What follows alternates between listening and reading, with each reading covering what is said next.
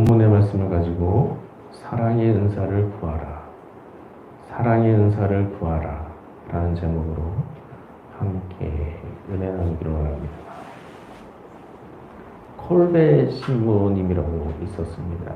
콜베 신부님은 폴란드 출신의 신부님이신데요.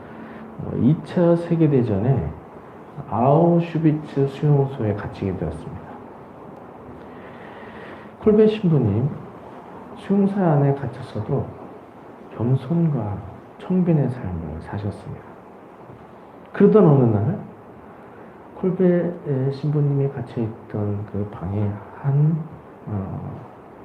사람이 이제 도망을 치게 되었습니다.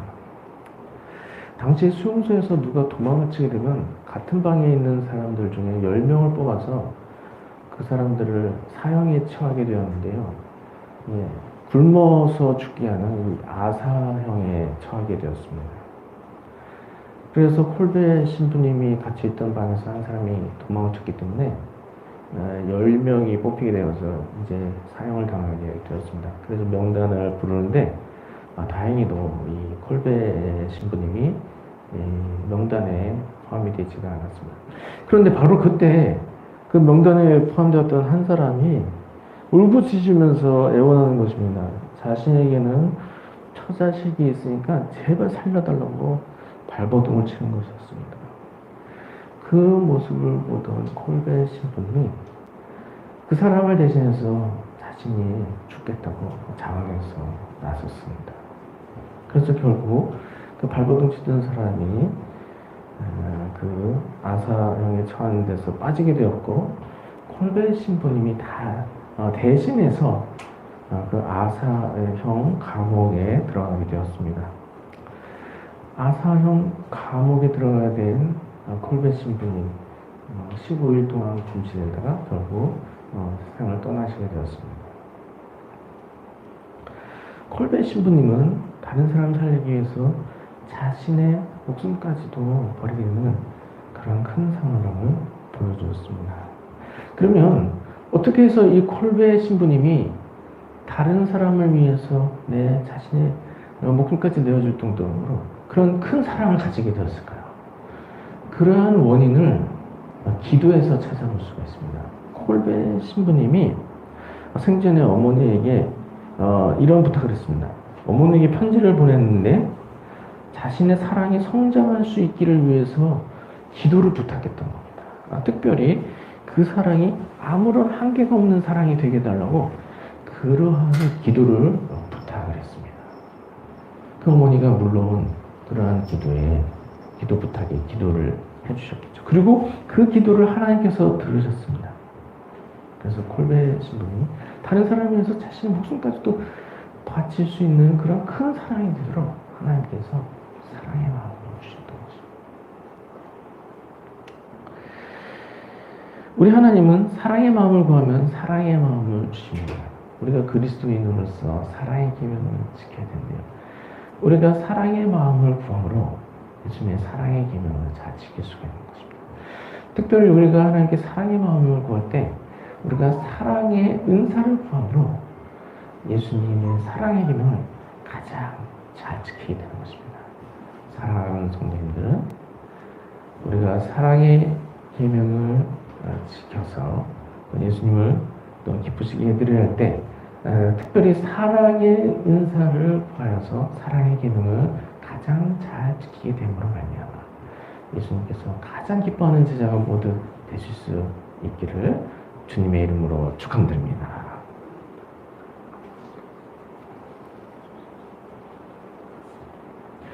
우리가 계속해서 7주 동안 서로 사랑하라 라는 제목으로 말씀을 나누고 있습니다. 오늘은 그 마지막 7번째 말씀으로 사랑의 은사를 구하는 일에 대해서 말씀을 나누도록 하겠습니다.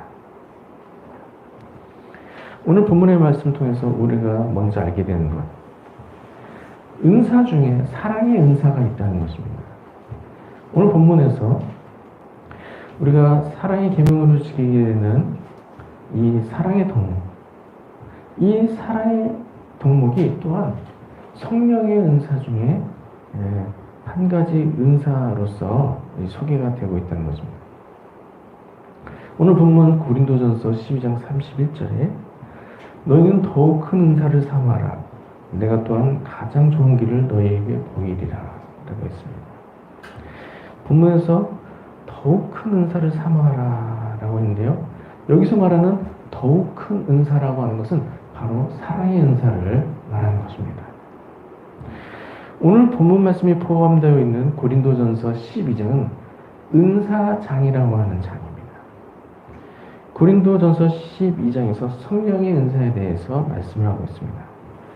우리가 흔히 듣게 되는 은사들로 병 고치는 은사, 또 방언의 은사, 이런 것들이 있습니다. 그런데 이런 은사들이 바로 고린도전서 12장 은사장에서 설명이 되고 있습니다. 그런데 오늘 본문의 이 은사장의 마지막 구절이 바로 오늘 우리가 읽은 고린도전서 12장 31절인데요. 이 마지막 구절은 단순히 12장의 마지막 구절에 위치해 있는 것뿐만이 아니라 이 마지막 구절인 12장 31절이 다음에 나온 고린도전서 13장을 소개를 해주고 있다는 것입니다. 너희는 더욱 큰 은사를 삼아라.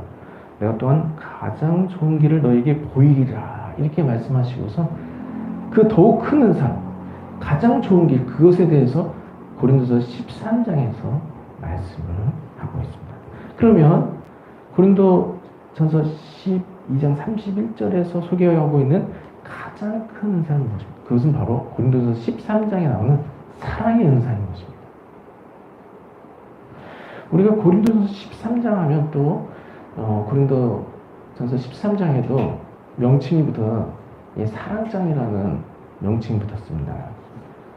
그래서 우리 고린도전서 13장 하면 우리가 이런 말씀으로 잘 알고 있죠. 사랑은 오래 참고 사랑은 온유하며 시기하지 아니하며 사랑은 자랑하지 아니하며 교만하지 아니하며 이런 말씀을 잘 알고 계실 것입니다. 이처럼 사랑에 대해서 가장 잘 설명해 주고 계신 이 사랑장이 바로 오늘 본문의 다음에 나오는 고린도전서 13장이라는 것이죠. 그래서 오늘 본문 고린도전서 12장의 마지막 구절 12장 31절은 바로 고린도전서 13장을 소개해 주는 구절입니다. 이와 같이 오늘 본문에서 가장 큰 은사를 소개해 주고 있는데 그 가장 큰 은사란 바로 사랑의 은사인 것을 알 수가 있는 것입니다.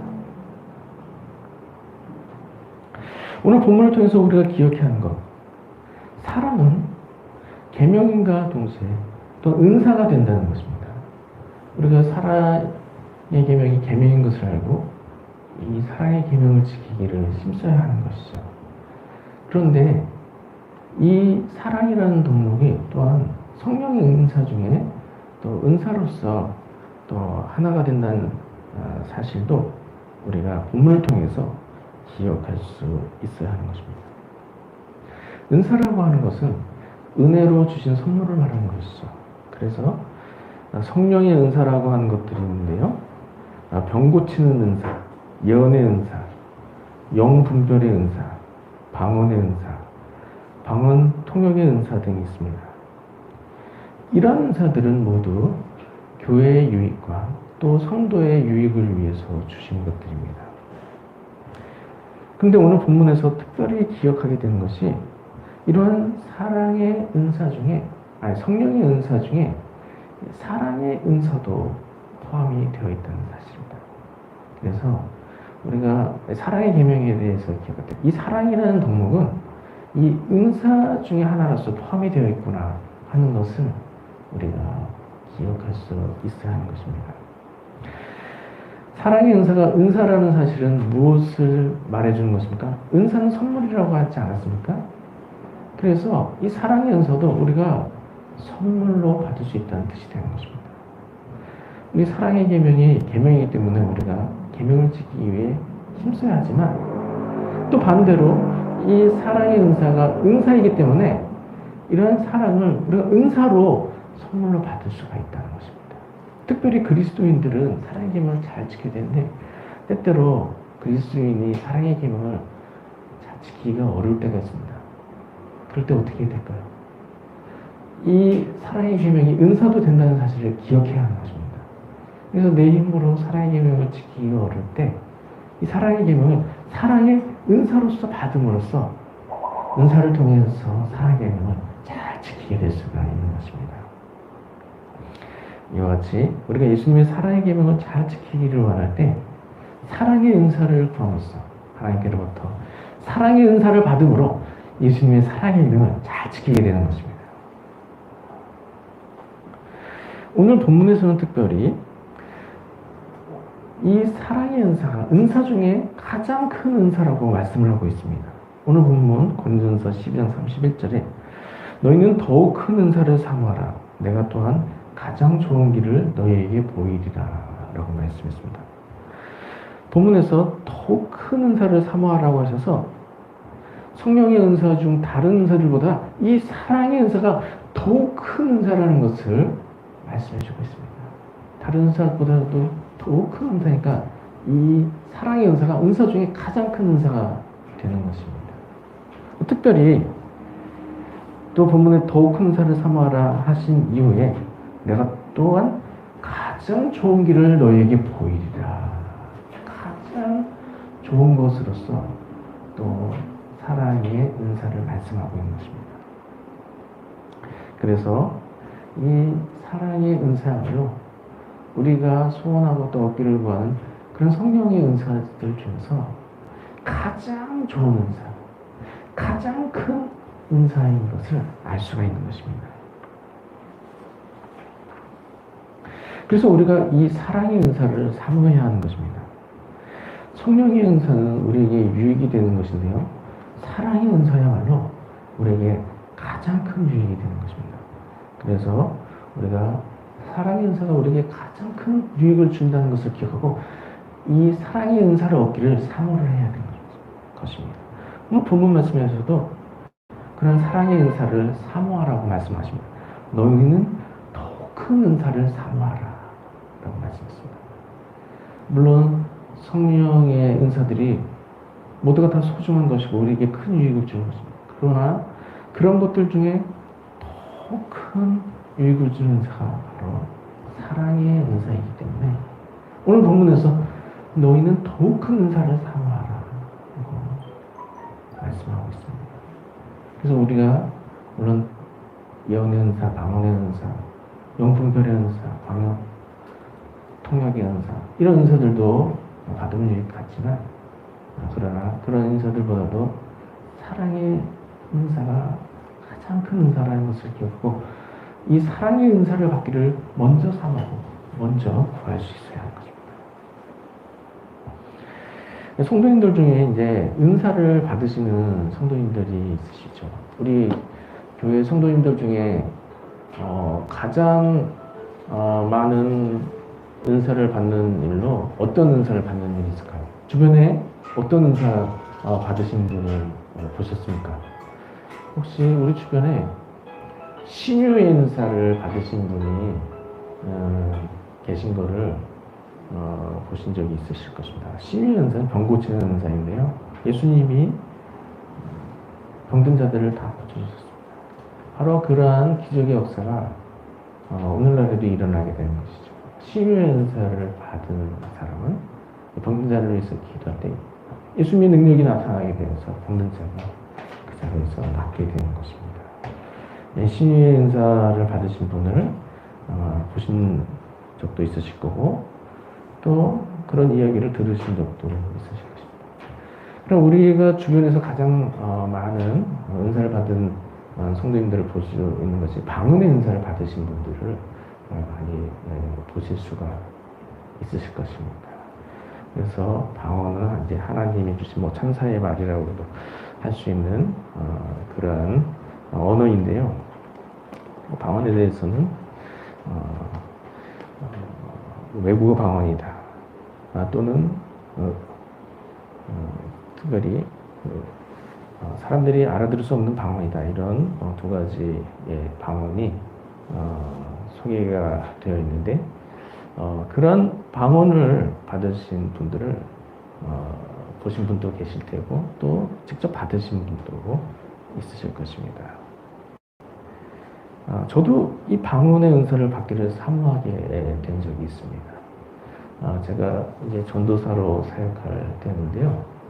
저는 그 전에는 이제 방언의 은사에 대해서 특별히 사모하는 마음이 없어서 특별히 그 부분에 대해서 제가 기도를 하지 않았었죠. 그래서 방언을 받지 않고 있었는데 주변에 어떤 사람이 그것도 나이가 좀 많이 어린 그런 사람이 방언을 받았다는 얘기를 들었습니다. 그래서 제가 누구누구도 방언을 받았는데 나도 방언을 받아야 되겠다 이런 소원하는 마음이 갑자기 생겼습니다. 그래서 저에게도 방언의 은사를 주십시오 기도를 했는데 그 다음날 방언의 은사를 받았습니다. 그래서 은사 중에 신유의 은사, 방언의 은사 이런 은사들이 있습니다. 이런 은사들도 모두 개인과 교회를 유익하게 하는 은사들이기 때문에 우리가 사모하는 마음을 가지고 구할 필요가 있는 것이죠. 그러나 이런 은사보다도 우리가 더욱 사모해야 하는 것은 바로 사랑의 은사인 것입니다. 사랑의 은사야말로 나에게 가장 유익이 되는 은사예요.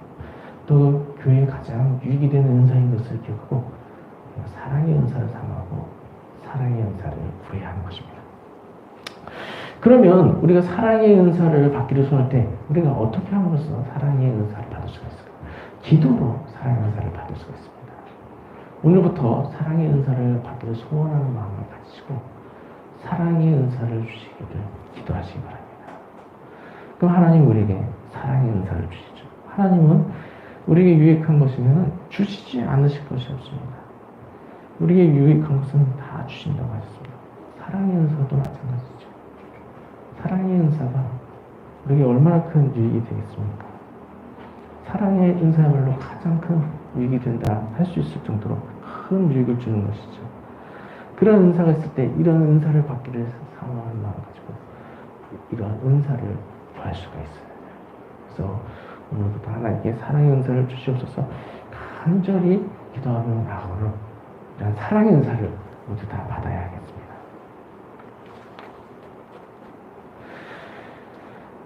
그리스도인들에게는 이 사랑의 은사가 너무나도 절대적으로 필요한 것이 되는 것이죠. 사랑의 계명을 잘 지켜야 되는데 사랑의 계명을 지키기 어려울 때가 있습니다.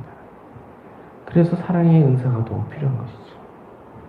사랑의 계명을 지키기 어려울 때는 사랑의 은사를 받음으로 사랑의 계명을 잘 지킬 수가 있는 것입니다. 특별히 사랑의 계명을 지키려 할 때 다른 사람을 용서할 수가 있어야 하는 것입니다.